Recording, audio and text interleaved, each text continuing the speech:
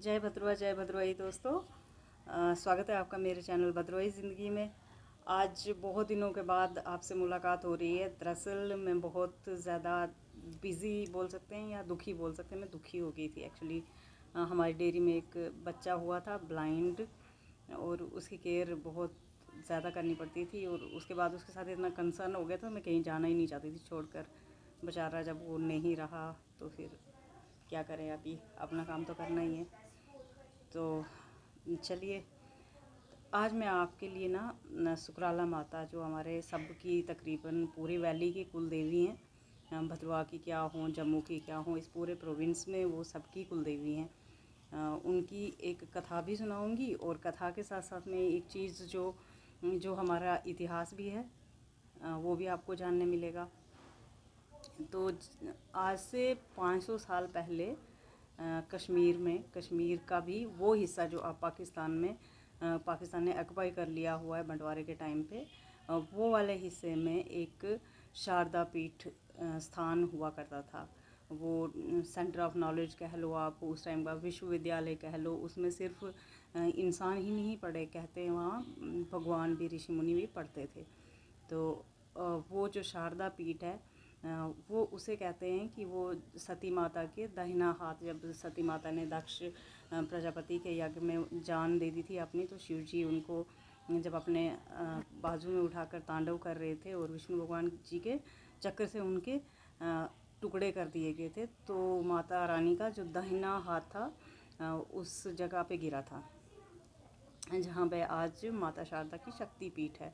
वो यूं ही नहीं है और इंसानों द्वारा बनाई गई कोई यूनिवर्सिटी नहीं है, बल्कि वो स्वयं माता का दाहिना हाथ वहाँ था। देखिए, दाहिने हाथ से हम लिखते हैं, दाहिने हाथ से हम हवन, यज्ञ, क्रिया, हर चीज़ करते हैं। तो उस हिसाब से वो जो डेडिकेटेड बाद में हुआ, वो सरस्वती माता, विद्या या शारदा माता जिन्हें हम कहते हैं, वो विद्यापीठ वहाँ पे बनी।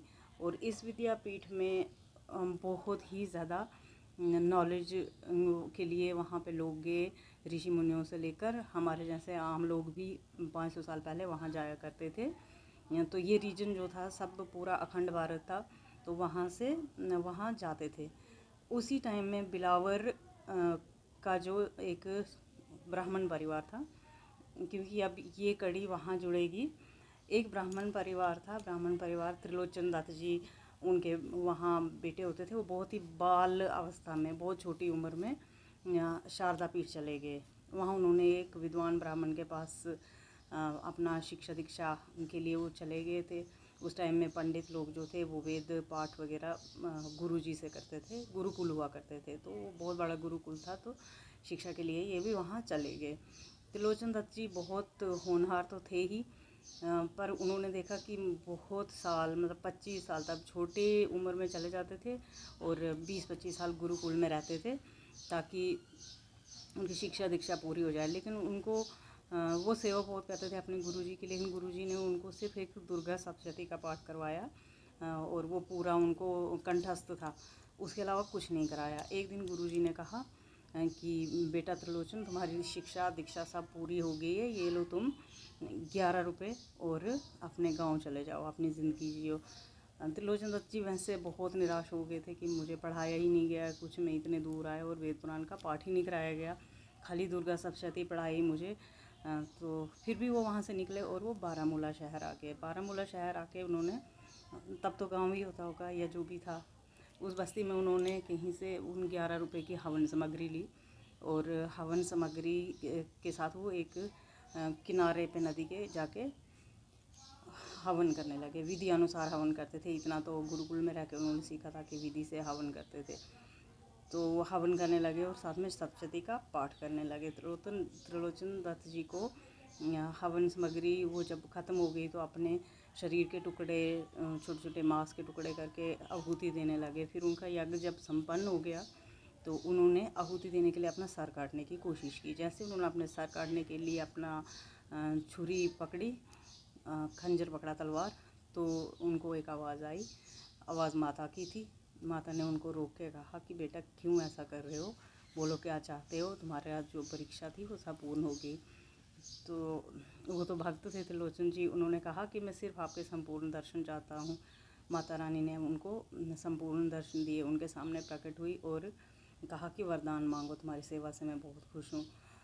तो त्रिलोचन जी ने कहा कि मुझे तो माता अपने लिए कुछ नहीं चाहिए, बस मैं चाहता हूँ कि आप मेरे जो जन्म स्थान है वहाँ पे चलें। तो माता ने कहा कि ठीक है। उनका आशीर्वाद तो मिल गया था त्रिलोचन जी को।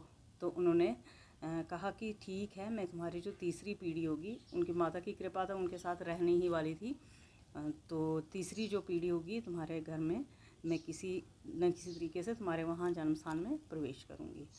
तो त्रिलोचन दत्त जी ने अपनी ज़िंदगी जैसी जी, उनके बेटे के बेटे हुए पंडित शिवनंदन जी। तो शिवनंदन जी भी बहुत होनहार थे, पर वो उनकी तीसरी पीढ़ी में थे। तो शिवनंदन जी को जो माता रानी थी, उन्होंने सपने में दर्शन दिया था और उन्होंने कहा था कि यहाँ अब मेरा स्थान बनेगा। तो शिवनंदन जी भी बहुत ही ज़्यादा उस इलाके में माने ताने थे। इसी के साथ साथ क्या हुआ था, जो चंबा के राजा थे बेद सिंह जी, उनका बिलावर के राजा घराने के साथ बहुत अच्छा ताल्लुक़ थे आपस में। तो जो चंबा वाले थे वो अक्सर बिलावर आते जाते थे, बिलावर वाले भी उधर चले जाते थे।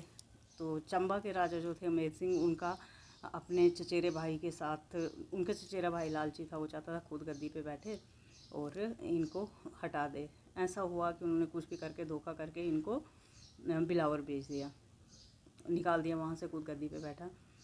तो ये बिलावर आगे कुछ दिन रहने के बाद ये एक दिन जंगलों में चले गए शिकार करने।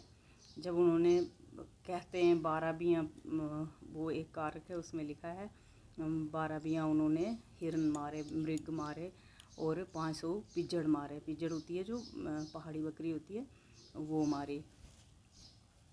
तो वो बहुत जंगल का, बहुत माता रानी के जंगल का बहुत नुकसान किया उन्होंने।